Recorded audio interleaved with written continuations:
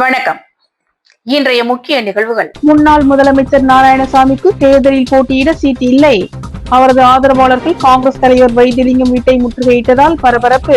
விஜய் கட்சியில் சீட்டு மறுப்பு.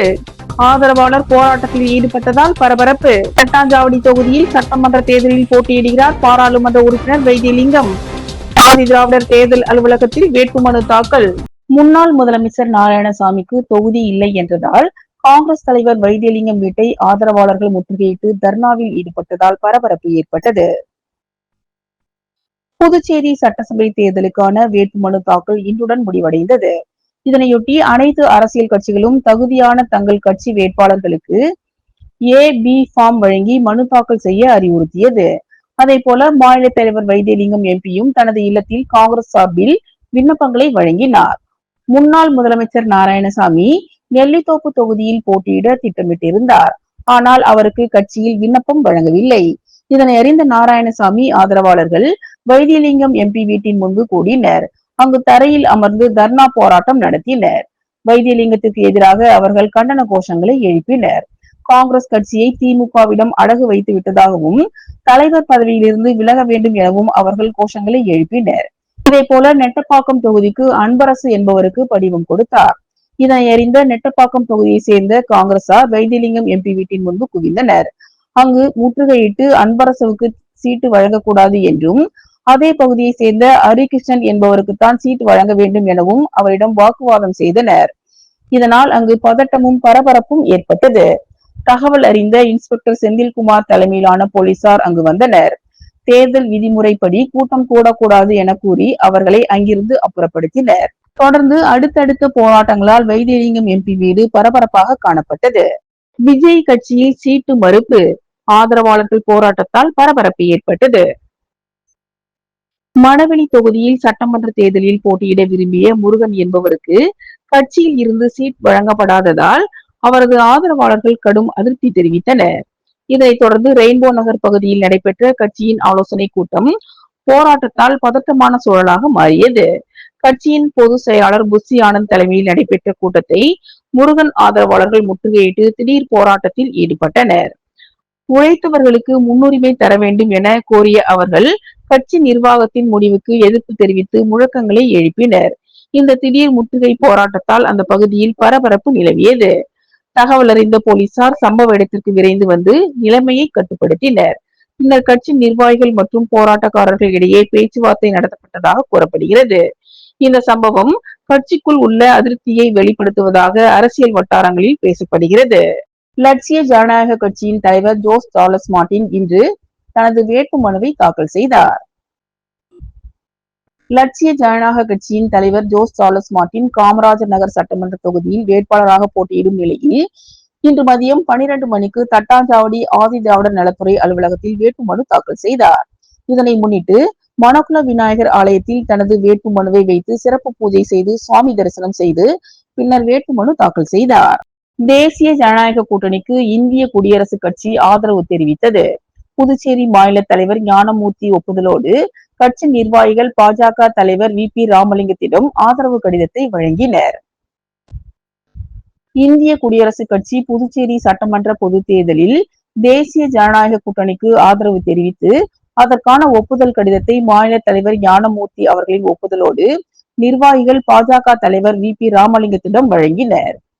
இந்திய பிரதமர் தலைமையிலான தேசிய ஜனநாயக கூட்டணியின் மத்திய அமைச்சரவையின் சமூக நீதி மற்றும் அதிகாரமளித்தல் துறை அமைச்சருமான மாண்புமிகு ராமதாஸ் அத்வாலே அவர்களின் தேசிய தலைமையின் கீழ் இயங்கும் இந்திய குடியரசுக் கட்சி புதுச்சேரி மாநிலம் சார்பில் வரவிருக்கும் புதுச்சேரி மாநில சட்டமன்ற பொது தேர்தலில் தேசிய ஜனநாயக கூட்டணியை ஆதரிக்கிறது என்பதை மகிழ்ச்சியுடன் தெரிவித்துக் கொள்வதாகவும் இதற்கான ஒப்புதல் கடிதத்தை இந்திய குடியரசுக் கட்சி புதுச்சேரி மாநில தலைவர் ஞானமூர்த்தி அவர்களின் ஒப்புதலோடு கட்சி நிர்வாகிகள் பாஜக மாநில தலைவர் VP ராமலிங்கம் அவர்களை நேரில் சந்தித்து ஆதரவு கடிதத்தை வழங்கினர். இந்த நிகழ்ச்சியில் கட்சி நிர்வாகிகள் அஜித், வேல்முருகன், அனுசெல்வம், அசோக்குமார், கார்த்திகேயன், பிரதாப், அருண், ரவி, விஷ்ணுபிரியன், ஹரி, பிரகாஷ் உட்பட கட்சி மாநில மற்றும் பல்வேறு அணி பொறுப்பாளர்கள் கலந்து கொண்டு ஆதரவு கடிதத்தை வழங்கினர். திருபுவனை சட்டமன்ற தொகுதியில் திராவிட முன்னேற்ற கழகம் சார்பில் அங்காளன் இன்று வேட்புமனு தாக்கல் செய்தார். புதுச்சேரி மாநிலம் திருபுவனை சட்டமன்ற தொகுதியில் திராவிட முன்னேற்ற கழக வேட்பாளராக அங்காளம் இன்று வேட்புமனு தாக்கல் செய்தார். முன்னதாக திருபுவனை சட்டமன்ற தொகுதியை சேர்ந்த அனைத்து நிலை நிர்வாகிகளுடனும் பேரணியாக புறப்பட்டு வில்லியனூர் துணை மாவட்ட ஆட்சியர் அலுவலகம் வந்தடைந்தனர். பின்னர் முக்கிய நிர்வாகிகளுடன் வில்லியனூர் துணை மாவட்ட ஆட்சியர் அலுவலகத்தில் தேர்தல் அதிகாரியிடம் தனது வேட்புமனுவை வழங்கினார். இதனைத் தொடர்ந்து வில்லியனூர் பகுதியில் அமைந்துள்ள அறிஞர் அண்ணாவின் திருவுருவ சிலைக்கு பேரணியாக சென்று தனது ஆதரவாளர்களுடன் மாலை அணிவித்து மரியாதை செலுத்தினார். திருபுவனை சட்டமன்ற தொகுதியில் தமிழக வெற்றி கழக வேட்பாளராக சாய் ஜே சரவணகுமார் இன்று வேட்புமனு தாக்கல் செய்தார். புதுச்சேரி மாநிலம் திருபுவனை சட்டமன்ற தொகுதியில் தமிழக வெற்றி கழக வேட்பாளராக முன்னாள் அமைச்சர் கே சாய் ஜே சரவணகுமார் இன்று வேட்புமனு தாக்கல் செய்தார். முன்னதாக திருபுவனை சட்டமன்ற தொகுதியை சேர்ந்த அனைத்து நிலை நிர்வாகிகளுடனும் பேரணியாக புறப்பட்டு வில்லியனூர் துணை மாவட்ட ஆட்சியர் அலுவலகத்திற்கு தனது ஆதரவாளர்களுடன் வந்தடைந்தார். பின்னர் முக்கிய நிர்வாகிகளுடன் வில்லியனூர் துணை மாவட்ட ஆட்சியர் அலுவலகத்தில் தேர்தல் அதிகாரியிடம் முன்னாள் அமைச்சர் சாய் ஜே சரவணகுமார் தனது வேட்புமனுவை வழங்கினார். முத்தியால்பேட்டை தொகுதியில் போட்டியிடும் சுயேட்சை வேட்பாளர் ராஜச்சந்திரு ஊர்வலமாக சென்று புதுச்சேரி நகராட்சியில் மனு தாக்கல் செய்தார். புதுச்சேரியில் நடைபெற உள்ள சட்டமன்ற தேர்தலில் முத்தியால்பேட்டை தொகுதி சார்பில் சுயேட்சை வேட்பாளர் ராஜச்சந்திரு போட்டியிடுகிறார். அவர் இன்று முத்தியால்பேட்டையில் இருந்து ஊர்வலமாக சென்று புதுச்சேரி நகராட்சியில் மனு தாக்கல் செய்தார். பின்னர் செய்தியாளர்களை சந்தித்தார். தொகுதி மக்களுக்காக நல்லது செய்வேன் என்றும் வெற்றி வாய்ப்பு பிரகாசமாக உள்ளது என்றும் அவர் தெரிவித்தார். புதுச்சேரி மாநிலத்தில் தட்டாஞ்சாவடி தொகுதியில் காங்கிரஸ் கட்சி சார்பில் முன்னாள் முதலமைச்சரும் தற்போதைய பாராளுமன்ற உறுப்பினருமான வைத்தியலிங்கம் தனது வேட்புமனுவை தாக்கல் செய்தார். புதுச்சேரி மாநில சட்டமன்ற தேர்தல் ஏப்ரல் 9 நடைபெற உள்ளது. இதனையொட்டி வேட்புமனு தாக்கல் இறுதி நாளான இன்று சுயேட்சை உள்ளிட்ட அனைத்து கட்சிகளும் வேட்புமனுவை தாக்கல் செய்து வருகின்றனர். இதில் இந்தியா கூட்டணி சார்பில் காங்கிரஸ் திமுகவுக்கு கூட்டணியில் இதுவரை உடன்பாடு எட்டப்படாத நிலையில் 30 தொகுதிகளிலும் திமுகவினரும் காங்கிரசாரும் அவசரமாக வேட்புமனுக்களை தாக்கல் செய்து வருகின்றனர். இந்நிலையில் காங்கிரஸ் கட்சி சார்பில் தட்டாஞ்சாவடி தொகுதியில் போட்டியிடும் முன்னாள் முதலமைச்சரும் தற்போதைய பாராளுமன்ற உறுப்பினருமான வைத்தியலிங்கம் தனது வேட்புமனுவை தாக்கல் செய்தார். மங்களம் சட்டமன்ற தொகுதியில் காங்கிரஸ் கட்சியின் சார்பாக போட்டியிட ரகுபதி இன்று வேட்புமனு தாக்கல் செய்தார். நடைபெறவிருக்கும் சட்டமன்ற தேர்தலில் இந்தியா கூட்டணி கட்சி சார்பில் மங்களம் சட்டமன்ற தொகுதியில் காங்கிரஸ் கட்சி வேட்பாளராக ரகுபதி போட்டியிடுகின்ற நிலையில் காங்கிரஸ் கட்சி நிர்வாகிகளுடன் பேரணியாக சென்று சாரம் பழைய கலெக்டர் ஆபீஸில் மனு தாக்கல் செய்தார். இந்நிகழ்ச்சியில் காங்கிரஸ் பேரியக்கத்தின் தலைவர்கள், செயலாளர்கள், அனைத்து நிர்வாகிகள், உறுப்பினர்கள் மற்றும் கூட்டணி கட்சி தலைவர்கள், செயலாளர்கள் பலர் கலந்து கொண்டனர். காமராஜர் நகர் தொகுதியில் லெனின் துரை தீவிர வாக்கு சேகரிப்பில் ஈடுபட்டார். புதுச்சேரி காமராஜர் நகர் சட்டமன்ற தொகுதியில் சோசியலிஸ்ட் கம்யூனிஸ்ட் கட்சி சார்பில் போட்டியிடும் வழக்கறிஞர் லெனின் துரை தேர்தலை முன்னிட்டு தீவிர வாக்கு சேகரிப்பில் ஈடுபட்டு வருகிறார்.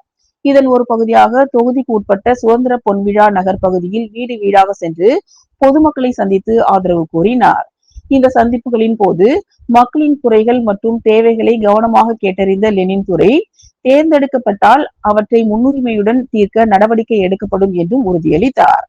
குடிநீர், சாலை, கழிவுநீர் வடிகால் உள்ளிட்ட அடிப்படை வசதிகள் தொடர்பான பிரச்சனைகள் குறித்த பொதுமக்கள் முன்வைத்த கோரிக்கைகளையும் பதிவு செய்தார்.